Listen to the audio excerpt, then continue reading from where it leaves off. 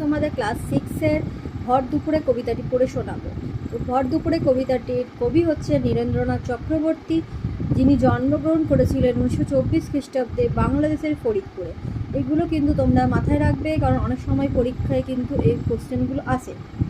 তো এখানে ভর দুপুরেতে আমরা দেখতে পাবো ভর দুপুরবেলা, অর্থাৎ তোমরা গ্রীষ্মকালের দুপুর, অর্থাৎ তোমরা সবাই জানো দুপুরবেলার দৃশ্য কীরকম হয়। গ্রাম্য সাইডে তোমরা দেখতে পাবে দুপুরবেলায় রাস্তাঘাটে, যদিও এটা শহর বাজারেও আছে, কিন্তু এই যে তোমার গরু বাছুরের দৃশ্য বা কোনো ছাগল ধরো চড়তে গিয়ে খুব ক্লান্ত হয়ে কোনো গাছের নিচে বিশ্রাম নিচ্ছে, এই দৃশ্যগুলো কিন্তু তোমরা গ্রাম সাইডে দেখতে পাবে।